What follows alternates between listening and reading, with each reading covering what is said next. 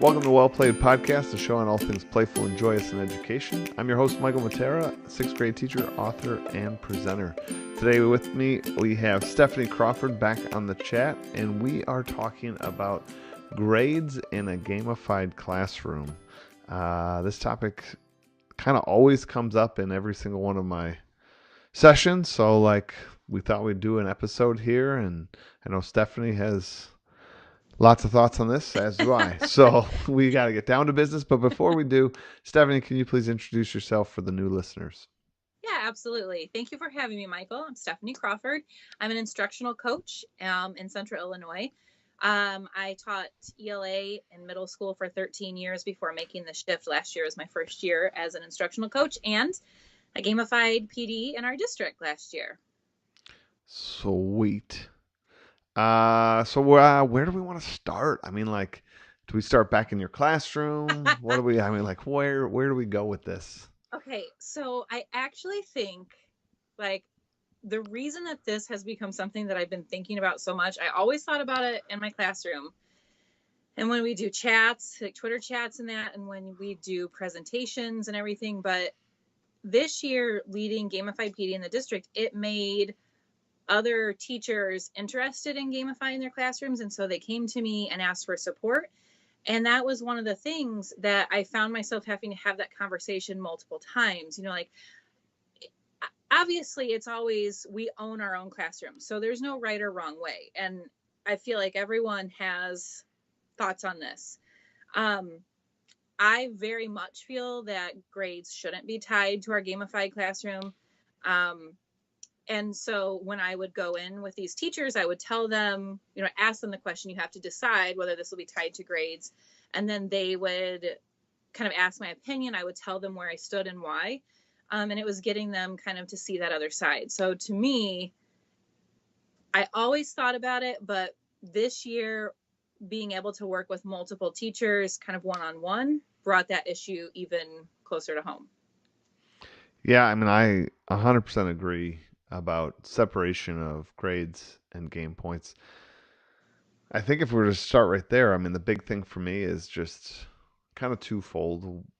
Probably the most important reason is, again, I often stress that I'm not trying to make some token economy with gamification. I'm really trying to make something that inspires kids to sort of try new things, get out there and push themselves. And with that said, kind of like the Boy Scouts, my badges are not just like stickers that I'm handing kids. They're representative of, or they're representations of their hard work on some tasks that they're super proud of, right? So with that said, I don't know, I like it being separate from grades because of all the language that comes with grades, all the pressures that come with grades, and all the pardon my French, but just the junk that comes with it, right?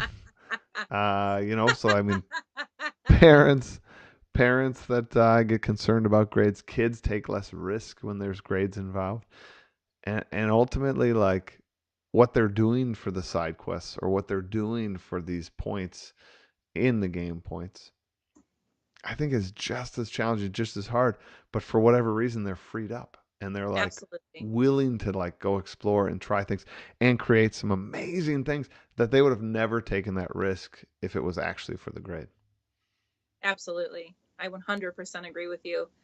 I think also for those students who aren't consistently getting those A's, they're not the highest performing students, that if you tie gamification to grades for them, they shut down because they feel like they don't ever have a chance to be that top point earner.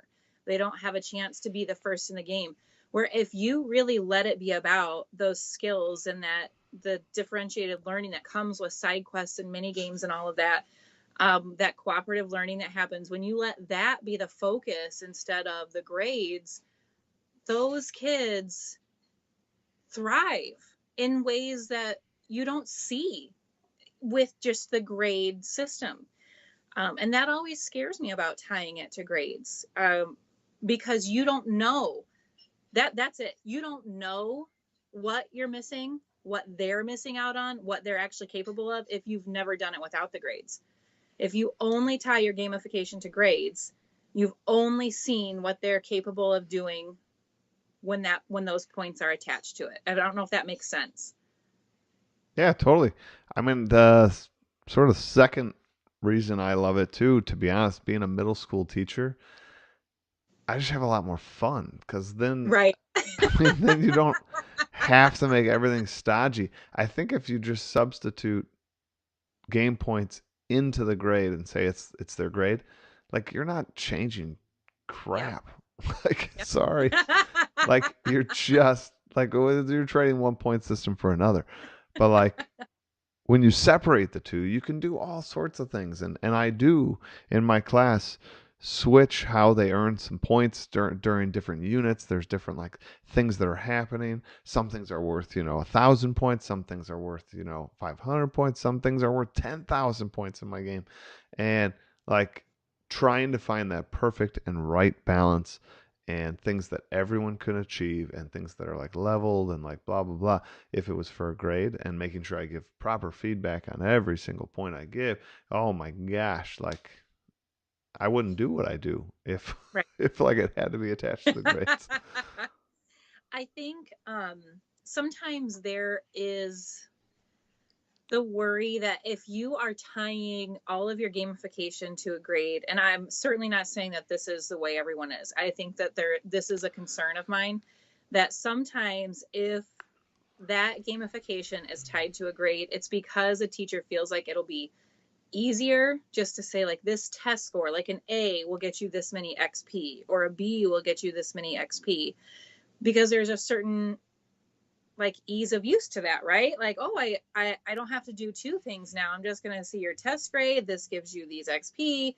And now I'm gamifying and it's great. And I only have one thing to keep track of. But You're doing something, but I would not say you're gamifying. Like right, you're at that right, point you're just grading with different language. absolutely. And gamification is some work. It should be for you to really figure out what works for your kids. It's that what I like is that it's a constant self-evaluation too, and a reflection on what's working and what needs to be changed. It doesn't require hours of time a day, but every day you can say like, oh, this worked really well, I'm going to keep this, or oh, I need to change this a little bit tomorrow.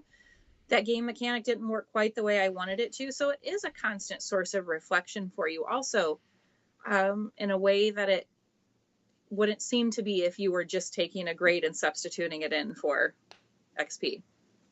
Yeah, I mean, like I don't know. If you're listening out there, I mean, just think about this. Like, right? You can just have a heck of a lot more fun. And what I think trips people up, Stephanie, is that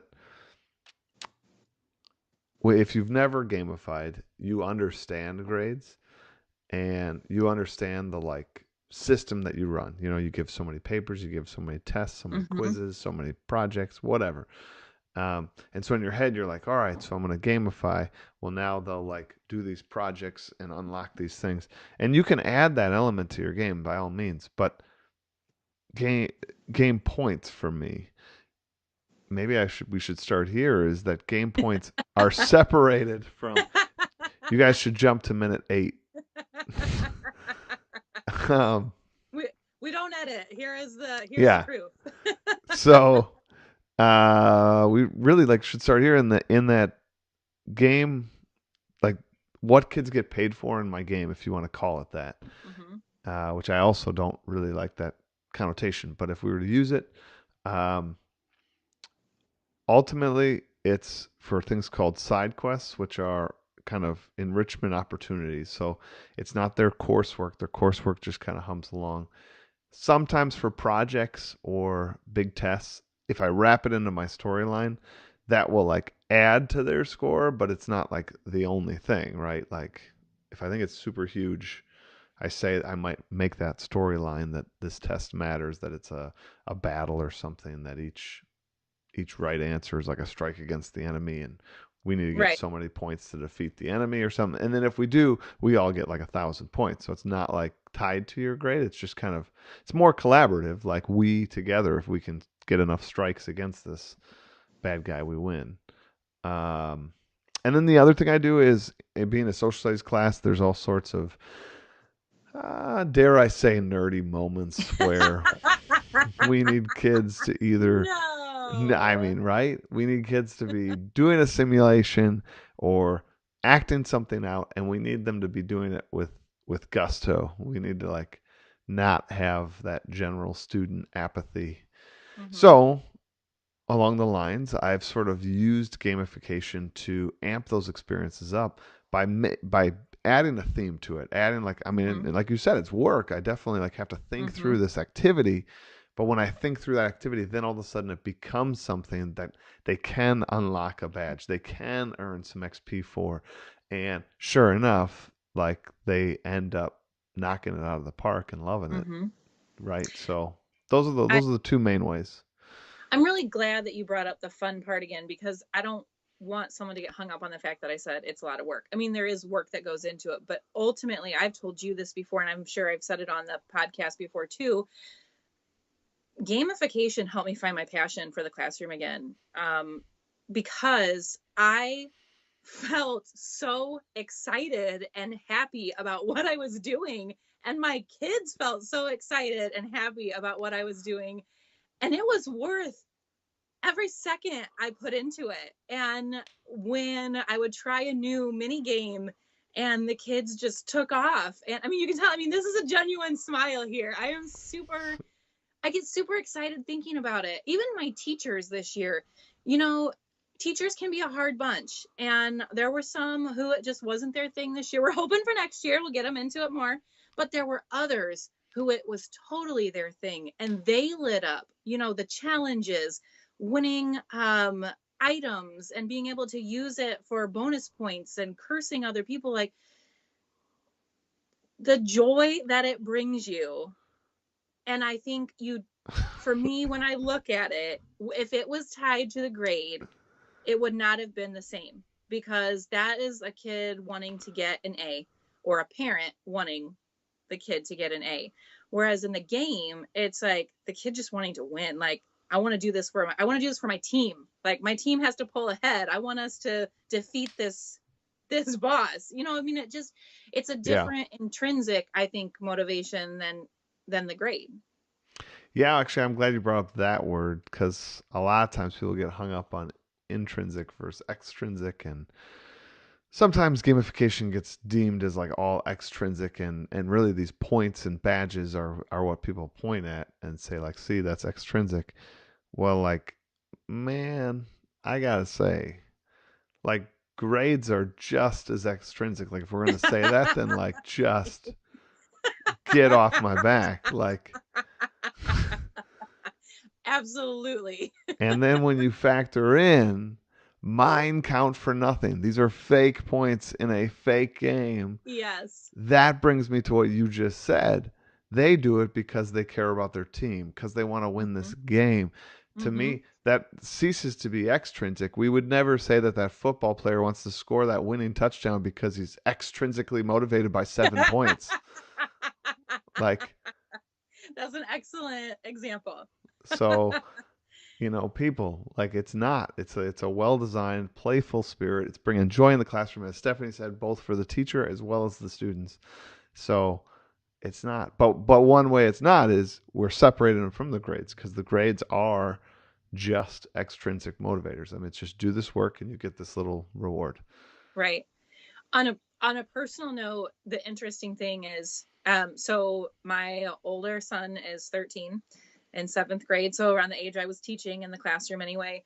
And what I thought was, it was funny, but it was also like, I was a little sad, because he saw what we were doing in my classroom, and he saw what we were doing in our PD, and he would ask me, like, can you teach my teachers how to do this? Can you teach them how to make it into a game? And I'm like, I would love to, but they have to want me to. So I would love to, but it's not going to happen yet. Yeah, my nephew, every Christmas, buys his teachers my book as a like That's brilliant, by the as way. like a hey, Dan, why don't you do a little some of this? Yeah, it's rather funny. It's just a So little push. there's a little push. What I like though is this this idea of like grades and game points and all of this. It it's not as hard as it sounds. I mean, like you're a master. All of us teachers are used to grading, so we got that. We can grade. Now just set that aside. Boom. Now the other fear people have about setting up any sort of game point system is they're afraid they're going to do it wrong. Like Mm-hmm. what if I set it too high or too low or too whatever?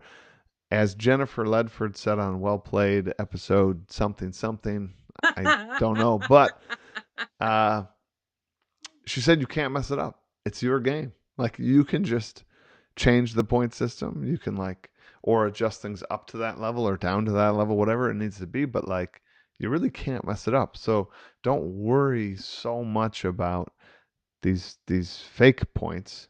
Um, and ultimately, like try your best to be as consistent with them. I mean, Mm-hmm. like that's kind of my advice. My kids know it's kind of funny actually with my game points. I'm almost more militant than I am. Like it's weird. Yeah. Well, Yes. it's almost hard to describe because in some respects, if I know a kid's really trying and they did really like good for them kind of thing, kind of a little Mm-hmm. differentiated there, I I'll definitely give them a fair like a really fair amount of points.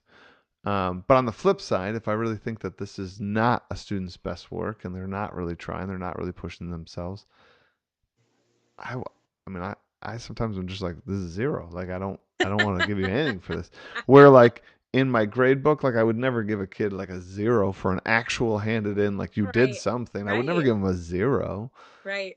But I really like the real worldness of that because, you know, your boss doesn't want some, oh, here's a report that's only a C minus worth. They're like, no, like I'd rather not have the report. Like, don't give me the report. I also think the camaraderie that comes from gamification not tied to grades is important as well, because if you know that your A earns your team more points, then you automatically have something kind of against the kid who can't earn as many points for your team. You know, if you're falling behind, you want everybody to be able to pull their weight. I do think it sets up some of those, I guess, clashes already there, or like grudges. I don't know if that makes sense. Where if you have that equal playing field, like everybody has different ways they can contribute and earn points and be a part of the team, Yes. then it's that camaraderie. Like I may not be able to do this one, but I can do this other thing really well. And that's what I noticed in the classroom, is that they started learning the strengths of their other teammates too. And so they knew, like, oh, he'll be great for this, or she's going to pull through on this one for us. I know it. She always does such a great job. They would start applauding each other's strengths, instead of looking for weaknesses and saying, like, you're the low performing member. Or even worse than that, like I would argue in a traditional class, kids don't care about the other kids. Like just Yeah. straight up, like it doesn't even matter. Like low or high, it doesn't matter. Like I just need to take care of myself. Like Mm-hmm. that's it. And so in a gamified class, you all of a sudden have like authentic reasons to help each other out, to care about Mm-hmm. where each other's at. I love it. I super love it. I gotta say too, the like I said, the other mega reason to separate the two is to have some like fun sometimes. So while I try to be really well thought out and balanced and everything else that a good game designer would be with his points, I also try sometimes just to be kind of zany. So you could be on like a field trip. We were on like a winter retreat, and there were like snow tubing and all these other stuff. And kids started to go down in their like guild groups down this, Mm-hmm. and then they just started like chanting their like team. And I was like, whatever, like I'll give you like 100 XP for doing that. Like one, Yeah. because it does not matter, right? Like I do not have to justify that. So like let's just all realize that. But on the flip side, it also sort of showed the kids that like I really appreciate that like you care about your team and that you're choosing to like go down together and then shout out your history team while at a retreat.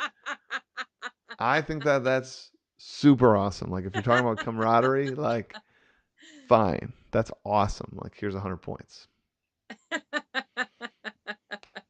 I love it.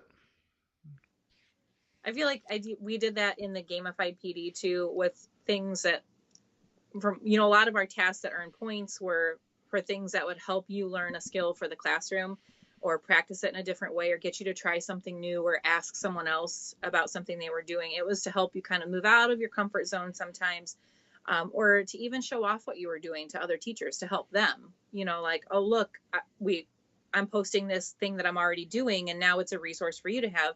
But we would intersperse that with things that were just for fun. So I've told you, National Haiku Poem Day.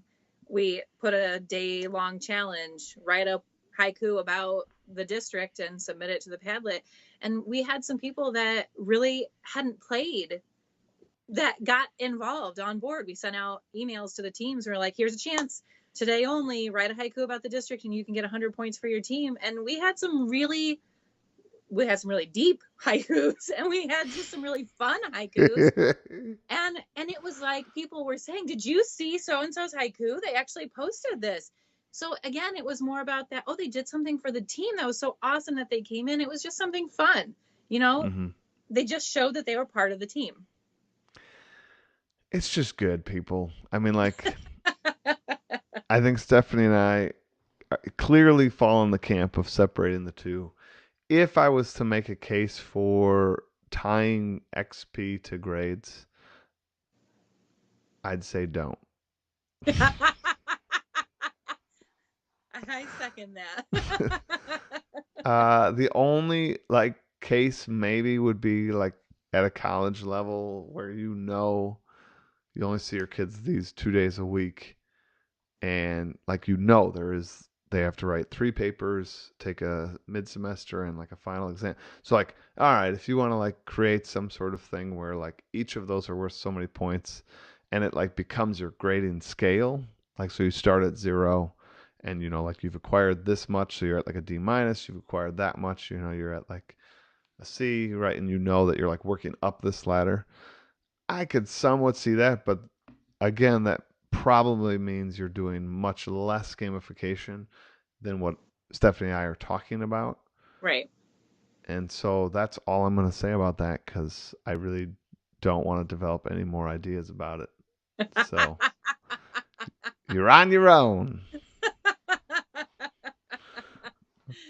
But seriously, it's like it's playful for, like you said, it's playful for us teachers, it's playful for the kids, and it's empowering for the kids, and it builds that community and camaraderie, and I love it. You talked about groups literally thinking through what is everybody good at. I get that every year. My kids like literally take their teams hyper serious.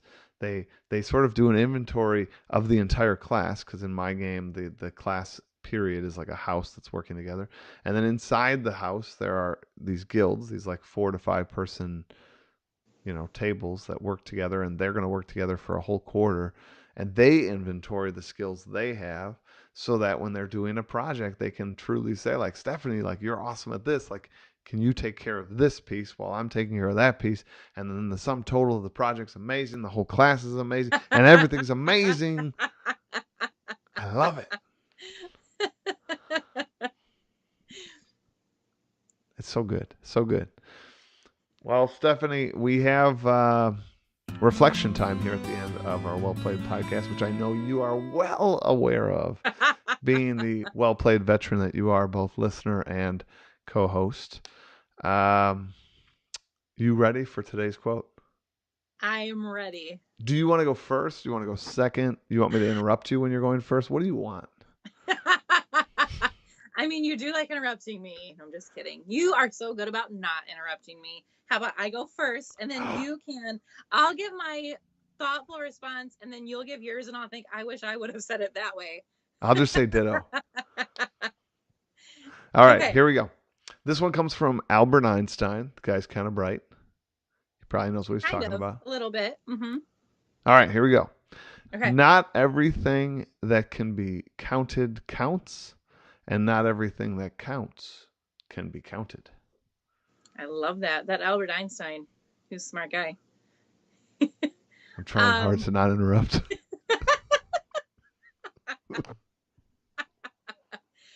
I think for me that goes twofold, where we almost have this uber importance of grades, and just because it can be counted doesn't mean that's the only thing that counts. Yet we have students and parents who seem to feel that that's the only thing that does count are those grades. And then the opposite of that is when you allow yourself to enjoy the experience and you're still learning, but you're engaged and you're having fun, and it doesn't necessarily tie to that thing that can be counted. You grow as a person, you grow in your skills, and the things that really do count to make you the person that you will become later. And can even make you better a friend, can make you better aware of what a good team member is. So, okay, like I said, I will have said that, and now you're going to say something brilliant, and I was like, dang it, I should have gone second. All right, now I feel all under pressure. Maybe this will be the first well played that we edit. I'll insert some thoughtful comment here. All right. So for me, it's twofold here. So the first half where he says not everything that can be counted counts. I really love that emphasis because when we think about traditional school, traditional tests, all those kind of things, I don't want to say that there's no value to memorization. I think that there is some importance and we should practice that skill on some level. But those things that are typically most easily measured are kind of the least impactful on who you will become and the actual skill set you need being employed. So then that brings us to the other side, that not everything that counts can be counted. I absolutely love that because it just makes us in the education field kind of open up while I can make this test, what is it actually measuring? The things that I probably will struggle to make a test for is the thing that I should probably be struggling to do. I mean, that's the thing that matters is those skill sets, and I think we often shy away from it because we're more comfortable in the measurable, right? It's Right. we feel like there's strength in, well, I mean, he got these three wrong and that's empirically wrong, and see, or it's in the rubric and he didn't do it, so boop, but I don't think that's building the capacities that our kids need to tackle the problems they have in the future. So I think that means we, as the adults in this situation, need to tackle the problems of today. And for us, that would be making a better and more balanced grading system. Absolutely. I concur. Absolutely. I don't know if that was brilliant, but that's what I got. You're always brilliant. Whoa. I am so excited I have that on tape. I'm just excited that hopefully I'll be somewhere and someone will hear my laugh after the last Well Played I was on, and they'll turn around and say, were you on Well Played? Nice. And it's my laugh. I love it. Well, Stefanie, thank you so much for joining us today. It's a great episode. I think this will help lots of people. Episode 113. That's crazy to me. Yay! And everyone out there, thank you so much for listening each and every week. This podcast gets bigger and bigger, so continue to share it out with friends, family, coworkers, whatnot, whoever you think needs this. And I would always love it if you connected on my YouTube channel. Each of these podcasts also are on there as a video cast, so if you want to comment to Stefanie or I, just check out episode 113. You can put the comment there. Always love it if you subscribe and thumbed up the video. That would be great. Everybody, have a good week. Enjoy it and play on.